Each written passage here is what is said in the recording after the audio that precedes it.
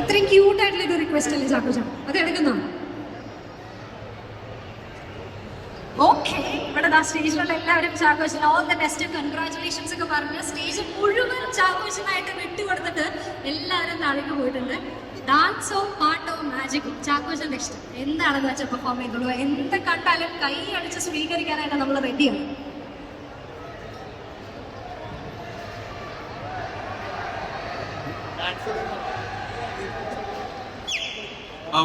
എന്റെ മോളെ കിട്ടോ, എന്റെ പൊന്നുമോളെ കിട്ടോ.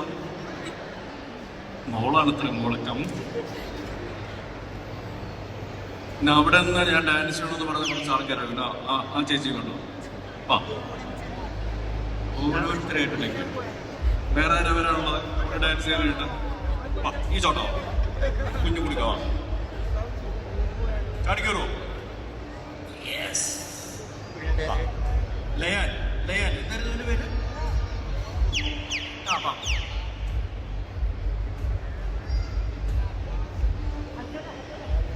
ആദ്യം തന്നെ ചെസ് നമ്പർ നിന്നെ ആരാ വിളിച്ചേ?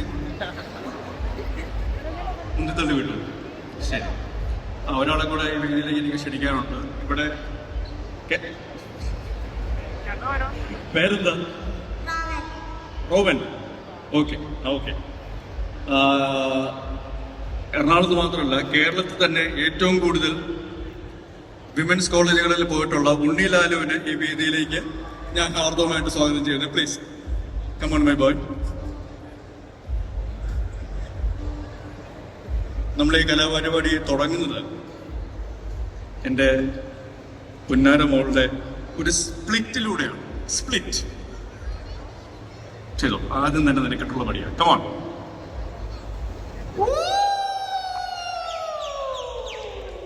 അടിപൊളി. ഇവിടെ എൻ്റെ അടുത്ത് ആദ്യം ചോദിച്ചതാണ് ചാക്കോച്ചനെ സ്പ്ലിറ്റ് ചെയ്യാൻ പറ്റുമോ എന്നുള്ളത്. പറ്റും, പക്ഷെ ഈ രീതിയിൽ പറ്റില്ല. അപ്പൊ ഏതായാലും ഒരുപാട് സന്തോഷം. ഈ പറയുന്ന പോലെ നിങ്ങളെ എന്റർടൈൻ ചെയ്യുക എന്നുള്ളത് തന്നെയാണ് ഒരു കലാകാരൻ എന്നുള്ള രീതിയിൽ എല്ലാ കലാകാരന്മാർക്കും ചെയ്യാനുള്ള കാര്യം.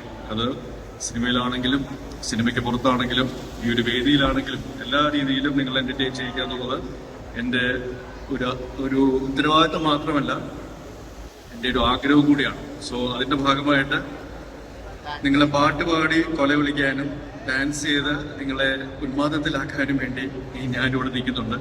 ഏത് പാട്ടാണ് പാടേണ്ടത്, ഏത് ഡാൻസാണ് നൃത്തം ചെയ്യേണ്ടത് എന്ന് നിങ്ങൾ പറയാത്തിടത്തോളം കാലം ഇവിടെ ഒന്നും സംഭവിക്കാൻ പോകുന്നില്ല. നിങ്ങളൊരു നോ പറഞ്ഞാൽ ഞാൻ ഇവിടുന്ന് രക്ഷപ്പെട്ടു. യെസ് പറഞ്ഞാൽ നിങ്ങൾ അനുഭവിക്കും. ഒരു രാജവല്യ 97 മുതൽ കേൾക്കാൻ തുടങ്ങിയതല്ലേ ഇത്?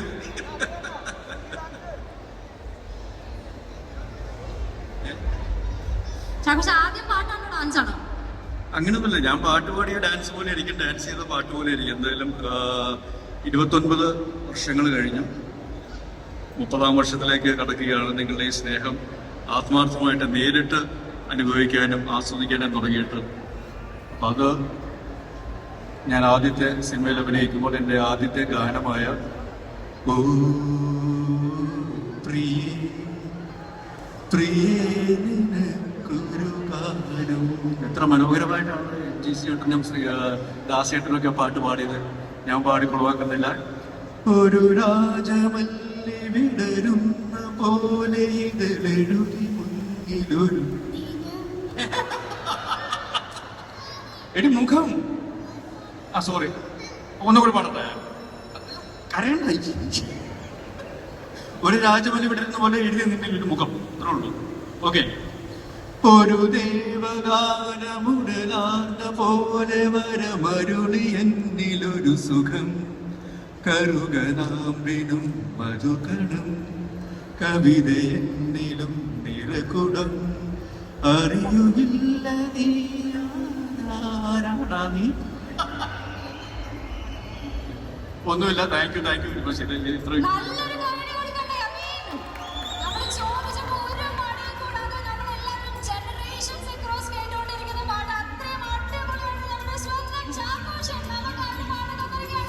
എന്റെ തൊലിക്കെട്ട് ഞാൻ തന്നെ സംഭവിച്ചിരിക്കുന്നു. So thank you. അപ്പൊ ജൂലൈ 31 മറക്കാതെ തിയേറ്ററിലേക്ക് വരിക.